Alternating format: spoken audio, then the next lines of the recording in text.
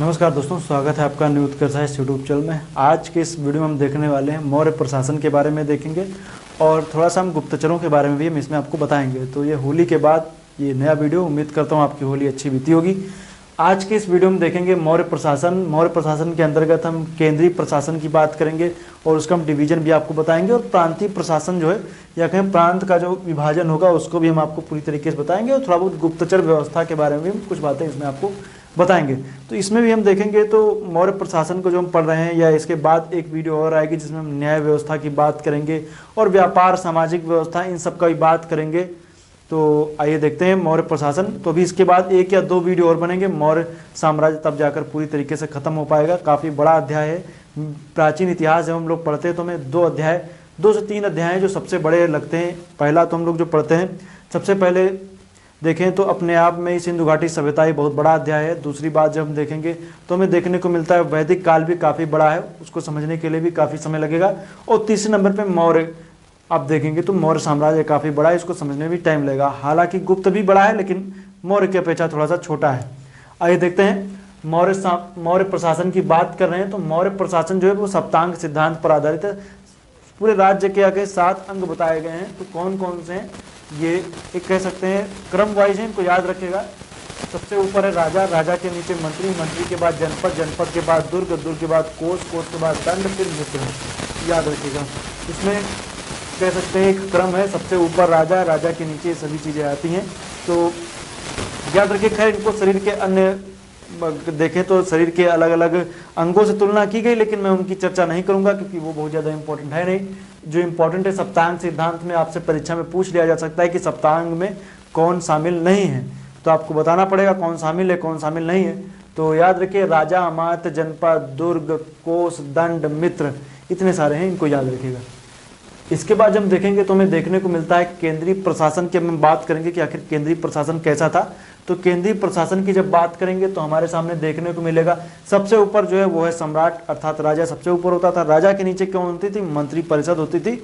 और मंत्री परिषद में भी दो तरीके के मंत्री आज भी देखेंगे तो मंत्री होते हैं। जैसे मंत्री परिषद में देखेंगे तो एक होते हैं जो कैबिनेट स्तर के मंत्री, दूसरे नंबर पे जो देखेंगे तो राज्य स्तर के मंत्री, इस तरीके से मंत्री होते हैं। तो इसमें देखेंगे तो जैसे सबसे ऊपर है सम्राट, है सम्राट के देखेंगे तो मंत्री परिषद है। तो मंत्री परिषद में दो तरीके के, एक हैं जो उच्च तरीके के कैबिनेट स्तर के, उनको बोला गया मंत्रिण। उसके नीचे के जितने वो सब मंत्री परिषद के सदस्य हैं, और वो कैसे द्वितीय श्रेणी के मंत्री के या अमात्य उनको कह सकते हैं। वो प्रथम श्रेणी को बोलते थे मंत्रिण, और दूसरे में अन्य सदस्य होते थे। तो मंत्रिण को कैबिनेट मंत्री और अन्य को, जैसे मैंने बताया आपको, उसके नीचे वाले आ जाएंगे। तो इसको याद रखिएगा। अब जैसे मैंने बताया आपको तो अन्य सदस्य हो गए, तो इनके बाद अब विभागों का आवंटन होगा। जैसे आप देखते नहीं एक एक विभाग अलग अलग, कोई पीडब्ल्यूडी विभाग किसी को मिला हुआ, कोई गृह मंत्रालय देख रहा है, कोई श्रम मंत्रालय देख रहा है, कोई सूचना प्रसारण मंत्रालय देख रहा है। तो इस तरीके से अलग अलग मंत्रालय या विभाग जो है उनको समझ लीजिए विभाग, उनको तीर्थ कहा जाता था, जिनकी संख्या 18 थी। इनके प्रमुख को महामात्य या मंत्री कहा जाता था।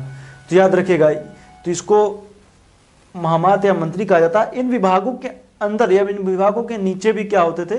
अध्यक्ष होते थे, क्योंकि एक विभाग में कई सारे छोटे छोटे विभाग भी आपको देखने को मिल जाएंगे। जैसे आप लोग देखते होंगे श्रम मंत्रालय के अधीन ले लीजिए तो कर्मचारी राज्य बीमा निगम हो या ईपीएफओ हो जाए, तो ये दोनों क्या है? श्रम मंत्रालय के अधीन आते हैं। तो ये कहने का मतलब ये है कि श्रम जो विभाग है उनके नीचे भी क्या, और उनके अध्यक्ष जो डायरेक्टर वगैरह नियुक्त किए जाते हैं वो सब उसके नीचे आ जाते हैं, अर्थात मंत्री के नीचे ही होते हैं। तो विभागों के नीचे तो देखेंगे तो विभागों के अध्यक्ष हैं, इनकी संख्या 26 बताई गई है। ये मंत्री के अधीन होते थे, विभागों के अध्यक्ष बोलते थे। अब इनमें भी जैसे मैंने बताया है कि अशोक के प्रथम स्तंभ लेख में देखें तो 3 तरीके के मंत्रियों का जिक्र मिलता है या 3 तरीकों का मिलता है। सबसे उच्च वालों को उक्सा, मध्यम वालों को मंजिमा, निम्न वालों को गेविया कहा गया है। तो ये समझ लीजिएगा, इन्हीं में जो मैंने बताया सबसे उच्च पर उक्सा, उसके नीचे मध्यम में मध्यमा, मध्य वाले, और गेविया में निम्न वाले। जैसे उक्सा में कौन आ जाएगा? उच्च में सबसे पहले कैबिनेट मंत्री, मध्यम में मध्यमा में अन्य वाले, और गेविया में जो विभागों के अध्यक्ष हो गए वो हो गए। तो ये इस तरीके से क्रम मैंने बताया। ये अशोक के प्रथम शिलालेख में अशोक ने जिक्र किया है उक्सा, मध्यम और गेविया का। उक्सा उच्च, मध्यम मध्य और गेविया निम्न, 3 तरीके के हैं। अब विभागों के अध्यक्ष हो गए तो परीक्षा में प्रश्न पूछा जाता है कि विभागों के प्रमुख को कौन कौन थे? सो 18 को याद करना नहीं है, वैसे मैं बता 18 देता, लेकिन महत्वपूर्ण है नहीं तो जिक्र करने की जरूरत है नहीं। बाकी विभागों के अध्यक्ष हैं, मंत्रियों के अधीन जो होते थे, सो इनकी संख्या 26 है। तो पहले विभाग देख लेते हैं, उसके बाद हम विभागों के अध्यक्ष की भी चर्चा करेंगे। तो विभागों के अध्यक्ष की बात करेंगे तो सबसे नंबर पे आता है समाहर्ता। तो ये याद रखिएगा, ये नंबर 1 नंबर 2 का मतलब नहीं, लेकिन मैं जो महत्वपूर्ण है उनको मैंने लिखा है। इसमें ऐसा नहीं कि पहले नंबर पे कौन है दूसरे पे कौन है, लेकिन इतने हैं। समाहर्ता राजस्व विभाग का प्रधान होता था और इसकी सहायता के लिए एक युत नाम का अधिकारी भी होता था। तो राजस्व विभाग का प्रधान कौन होता था? युत होता था, मतलब समाहर्ता होता था, उसकी सहायक जो होता था युत कहलाता था। सन्निधाता को कोषाध्यक्ष या राजकीय भंडार का प्रधान अधिकारी बोला जाता था, जिसको सन्निधाता कहते थे। प्रदेष्टा जो था उस समय, तत्समय जब देखेंगे तो कंटक शोधक न्यायालय होता था। कंटक शोधन मतलब फौजदारी, मारपीट, लड़ाई झगड़ा, इन सब मामलों के लिए उनके न्यायाधीश को प्रदेष्टा बोलते थे। और व्यावहारिक था, ये धर्मस्थी न्यायालय था का प्रमुख, या धर्मस्थी न्यायालय का न्यायाधीश होता था। ये दीवानी न्यायालय, जमीन से रिलेटेड विवाद वगैरह, तो दीवानी का न्यायाधीश क्या कहलाता था? व्यवहारिक कहलाता था। कर्मांतिक जो था वो उद्योग धंधों का प्रधान कहलाता था। आटविक वन विभाग का प्रधान है। अंतर्विशिक सम्राट के अंगरक्षक सेना का प्रमुख है। इसमें अंतपाल, दुर्गपाल और भी हैं, लेकिन बहुत ज्यादा इंपॉर्टेंट है नहीं, इसलिए मैं उनको बता नहीं रहा हूं।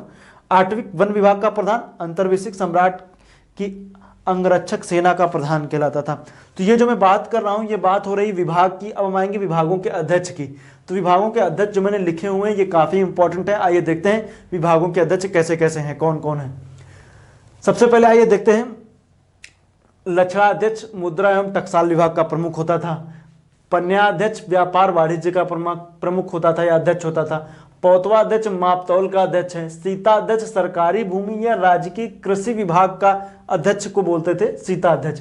नवाध्यक्ष नेवी से रिलेटेड है, नौसेना का या जहाज रानी का विभाग का अध्यक्ष है। गणिकाध्यक्ष व्यवसायों का निरीक्षक है। लवड़ाध्यक्ष नमक अधिकारी है। संस्थाध्यक्ष व्यापारिक मार्गों का प्रमुख है। सूनाध्यक्ष बूचड़ खाने का अध्यक्ष है, याद रखिएगा। विविताध्यक्ष चरागाह भूमि का अध्यक्ष है। और अकाराध्यक्ष या आकराध्यक्ष खानों का अध्यक्ष है, मतलब जैसे होता है नहीं माइंस वगैरह, उनका अध्यक्ष है। महामात्रा परसड़ या महामात्रा परसप गुप्तचर या सूचना विभाग का अधिकारी है। ये सब जो मैंने बताया इनको याद रखिएगा। ये थोड़ा सा इन सब से अलग है, लेकिन है इसी में, याद रखिएगा। ये थोड़ा सा गुप्तचर में आ जाएगा। ये विभागों के जो अध्यक्ष बताए उनसे ये थोड़ा सा अलग है। अब बात करेंगे प्रांतीय प्रशासन की बात करेंगे। तो क्योंकि जब मैंने बताया ना कि जिस तरीके से आज के टाइम पे जो हम देखते हैं, तो सबसे पहले देश है, देश के नीचे क्या है? राज्य है, राज्य के नीचे मंडल है, मंडल के नीचे जब हम देखेंगे तो जिला है, जिला के नीचे आ जाएंगे तो तहसील है, तहसील के नीचे आ जाएंगे तो इस तरीके जो हम एक क्रम नहीं देखते हैं, आ जाएगी पंचायत, आ जाएगी पंचायतों में देखेंगे तो एक ग्राम हो जाएगा। इस तरीके का जो हम क्रम देखते हैं, उसी तरीके से कुछ देखेंगे तो मौर्य काल में भी ऐसे ही हुआ करता था। तो आइए देखते हैं तो आखिर वो कैसे थे। तो उसका एक क्रम है। सबसे ऊपर साम्राज्य है, साम्राज्य मतलब जैसे मौर्य साम्राज्य। उसके नीचे प्रांत है, जिसका प्रमुख प्रांतपति या राजकुमार कहा जाता था। उसके नीचे मंडल है, मंडल के नीचे आहार विषय या जनपद जिनको बोलते थे, आहार विषय या जनपद। तो याद रखिएगा, आहार विषय या जनपद या जिले की बात हो रही है। उसके नीचे स्थानीय है जो 800 ग्रामों का समूह कहलाता था। उसके नीचे द्रोणामुख है जो 400 ग्रामों का समूह है। उसके नीचे खार्टविक है जो 200 ग्राम का समूह है। उसके नीचे संग्रहण है जो 10 ग्राम का समूह है। उसके नीचे फिर ग्राम है जो प्रशासन की सबसे छोटी इकाई है। तो इसमें से आहार विषय जनपद का प्रमुख जो था वो आहारपति या विषयपति, मंडल का प्रमुख प्रादेशिक, और संग्रहण 10 ग्रामों इनका प्रमुख गोप कहलाता था। और आज के टाइम के जो हम देखेंगे तो प्रशासन में तो हम देखें तो ये आज के टाइम में लेखपाल जो होते उसी को तत्समय या कहें लेखपाल को गोप कहते थे, समझ लीजिएगा इसको। तो हो गई बातें जो मैंने बताया। अब प्रांतों की चर्चा हो रही है, तो चूंकि हम प्रांत की बात कर रहे हैं तो प्रांतों का जिक्र करना जरूरी है, क्योंकि जो मैं प्रशासन बता रहा हूं तो एक कोई प्रांत होगा, एक प्रांत में मंडल होंगे, इसमें होंगे, तो प्रांतों की संख्या कितनी है। वैसे तो पहले जब चंद्रगुप्त मौर्य की बात की जाएगी तो 4 प्रांत थे, लेकिन आगे चल करके जब अशोक ने एक प्रांत और कलिंग की विजय की, तो कलिंग के विजय के पश्चात में एक प्रांत और जुड़ जाता है, प्रांतों की संख्या हो जाती है 5। अब आप मुझे बताइए कि कलिंग विजय का जिक्र अशोक के किस शिलालेख में बताया गया है, बताइए आप लोग कमेंट कीजिए। अब बात कर रहे हैं उत्तरापथ, एक तरफ प्रांत है, दूसरी तरफ राजधानी है। प्रांत है उत्तरापथ, जिसकी राजधानी है तक्षशिला। दक्षिणापथ की राजधानी सुवर्णगिरी है। अवंती की उज्जैन है या उज्जैनी है। प्राच्य प्राची की या प्राची की पाटलिपुत्र है। कलिंग की तोसली है। याद रखिएगा, सभी इंपॉर्टेंट है, ये याद रखिएगा। अन्य अधिकारियों की जब हम बात करेंगे तो अन्य अधिकारियों में कुछ जिक्र मिलता है, जैसे युक्त है। युक्त होता था केंद्र एवं स्थानीय प्रशासन के बीच में जो संपर्क सूत्र होता है उनके अधिकारी को बोलते थे युक्त। रक्षण पुलिस को बोला गया है एग्रोनोमी मार्ग या सड़क निर्माण का अधिकारी बोला गया है, और एंटीनोमी नगर आयुक्त को बोलते थे। ये सभी इंपॉर्टेंट जो मैं बता रहा हूँ ये समझ लीजिए मौर्य काल में सबसे इंपॉर्टेंट वीडियो में से एक है। इसमें से आपको सभी परीक्षाओं में प्रश्न मिलेंगे और आप हल्की हल्की छोटी छोटी बातों में एंटीनोमी या एग्रोनोमी में हल्का सा डिफरेंट, हल्का सा कह सकते हैं ना, हल्का सा भी अगर जो आप में दिमाग में कुछ इधर उधर हुआ तो तुरंत प्रश्न गलत हो जाता है एग्रोनोमी एंटीनोमी में। तो ये हो गई बात है। अब आएंगे बात करेंगे गुप्तचर व्यवस्था की। तो गुप्तचरों के लिए गूढ़ पुरुष शब्द का जिक्र किया गया है, गूढ़ पुरुष। तो गूढ़ पुरुष का जिक्र किया गया है, इसमें दो तरीके के गुप्तचर बताए गए हैं, जिनमें एक है संस्था या एक संचारा है, या संचार बोलते हैं, संचारा भी कहते हैं, तो संचारा भी अब याद रखिए। तो संस्था जो एक स्थान पर रह करके जो गुप्तचर करे, मतलब एक ही स्थान पर बैठ करके गुप्तचर करते हैं उनको संस्था बोलते हैं। और संचारा जो होते थे भ्रमण करते हुए वो गुप्तचरी करते थे, उनको क्या बोला गया, संचारा बोला गया। संस्था में भी दो तरीके, ऐसे तो 5 तरीके के हैं, लेकिन जो इंपॉर्टेंट, वैसे इंपॉर्टेंट है नहीं लेकिन दिमाग में रख लीजिए। एक है उदस्थिक। उदस्थिक का मतलब सन्यासी के रूप में बैठा हुआ कोई ऐसे गुप्तचरी करेगा जो सन्यासी के रूप में है, उसको बोला गया उदस्थिक। और गृहपतिक है। गृहपतिक गरीब किसान के वेश में गुप्तचरी जो करते थे उनको गृहपतिक बोला गया। संचारा मतलब भ्रमण करके, इसमें परिव्राजिका का जिक्र मिलता है। परिव्राजिका एक सन्यासी के वेश में स्त्री गुप्तचर होती थी जिसको बोला गया परिव्राजिका।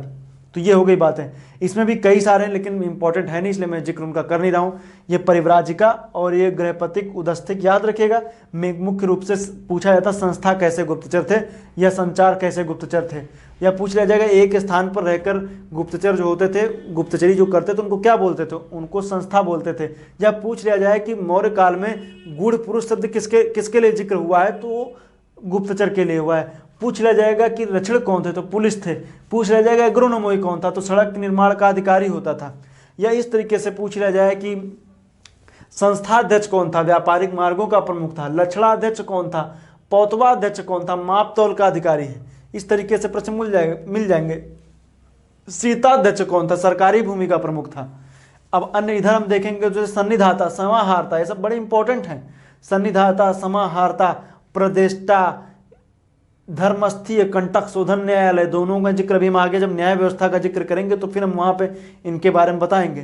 कर्मांतिक, आटविक, आटविक वन विभाग का प्रमुख है। तो ये जितनी भी चीजें लिखी हुई बोर्ड पे एक एक लाइन इंपॉर्टेंट है, इस पे आप लोग जरूर पढ़िए, ये परीक्षा में इससे प्रश्न जरूर पूछे जाएंगे। मिलेंगे नेक्स्ट वीडियो में, तब तक के लिए आपका बहुत बहुत धन्यवाद। बाकी नेक्स्ट वीडियो में जब बात करेंगे तो उसमें न्याय व्यवस्था, सामाजिक व्यवस्था, इन सब का जिक्र करेंगे। क्योंकि मौर्य काल थोड़ा सा बड़ा है, चाहते तो हम इसको शॉर्ट में एक ही वीडियो में सब कुछ खत्म कर सकते थे, लेकिन मैं चाह रहा हूं कि जब आप पढ़ें तो आप अपने आप को ठगा हुआ भी महसूस ना करें। आपके नोट्स ऐसे बने ताकि आप जब परीक्षा दें तो उनका कुछ आपको परिणाम भी मिले, आप लोग देखें तो आपको उसको प्रश्न मिलने भी चाहिए। तो मिलेंगे नेक्स्ट वीडियो में, तब तक के लिए आपका बहुत बहुत धन्यवाद।